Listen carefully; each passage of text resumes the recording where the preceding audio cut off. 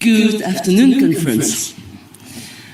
Adam has spoken so well in a brilliant speech about what it is to stand as a candidate today. So I'm using this opportunity to speak about a topic I care deeply about. Today, I want to talk about the cost of childcare and its links to economic and personal growth. I stand here as a mom, as a counselor, a volunteer, and a friend. I see what policies mean in real life. So, let me ask you, conference, what will you do with over £5,000 in spare cash? Any ideas? There you go. We save to us a bigger car, a new house, maybe some holidays, well-deserved. But for so many families in the northeast of Scotland and across the whole country, that money just don't exist. And that's not because people don't work hard. They bloody do. It's because the Scottish government is failing them. The early years budget is down over more than 10% since the last couple of years. Nursery funding dates are decided by the Scottish government, and that cascades down to the council. And people are poorer for this. To explain why, if you're born after the 28th of February, even if the Easter time is later, you have to wait until August to have your 1140 hours funded. That's over £5,000 per child. People cannot afford to have 2 kids on the tree anymore. It is not possible. Unless you're very lucky and you landed in a country like Glasgow. They are the only one, I think, who can afford to have a child having his full funding from the date of his birthday. But that's the problem.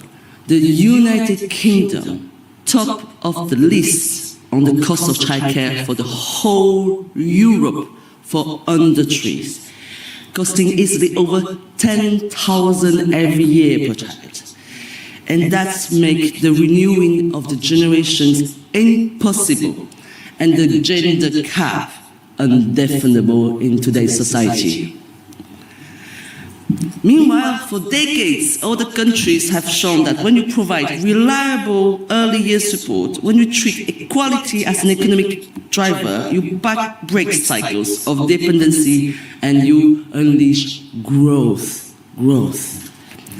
Economic growth is not just about GDP figures, it's about disposable income. It is about whether people can afford childcare.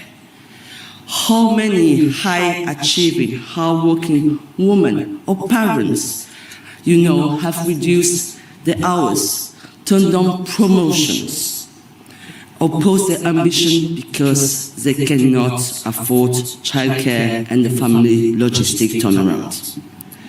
I see that all the time. This is a massive social issue, an economic failure, and it's just unfair.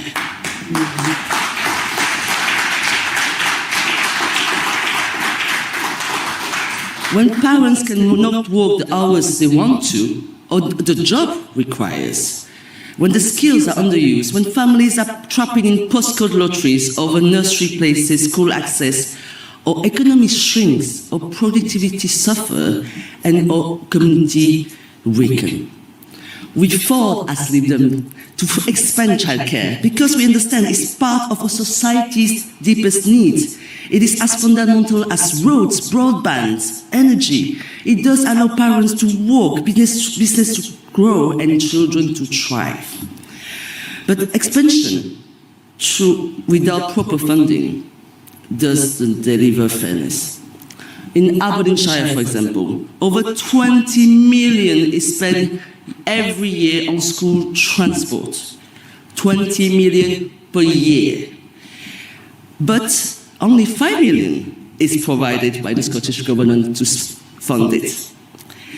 That massive gap, 5 billion, 20 million here, is squeezing all the services that education needs so much.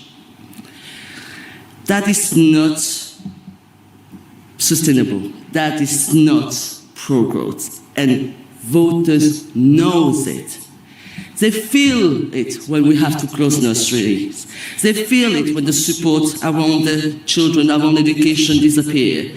When the decisions are driven by short-term fixes instead of long-term vision. If we are serious as a party about economic growth, we must start where growth begins, in your families, in your communities, in your local government. We have an Asian society, but we are not doing enough to connect people, those generations around together, to empower family to care for one another, for people to live closest to each other. And that's the only way we can unlock the contribution of women, parents, and carers. Because otherwise we are wasting the potential, and Scotland cannot afford to waste potentials. Fairness and growth are not opposite.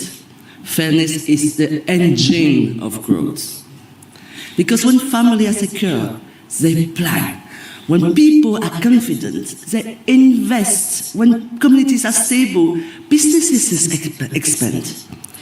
This is the circle we must rebuild, a virtuous circle of opportunity, contribution, and reward. For far too long, I say about 19 years, that circle has broken by underinvestment, by centralization, and by decisions taken way too far from the daily lives of ordinary residents. On the doorsteps, people don't want to ask about our ideologies. They want to see competence. They ask for fairness. They ask for government that understand that economy is not separated from their daily life. So yes, constitutional debates matter, but voters are asking, can I stay in my community? Can I afford childcare? And can I build a future right here, right now? If we answer those questions with practical, funded local solutions rooted in fairness and focused on growth, we will not only strengthen our society, we will earn trust.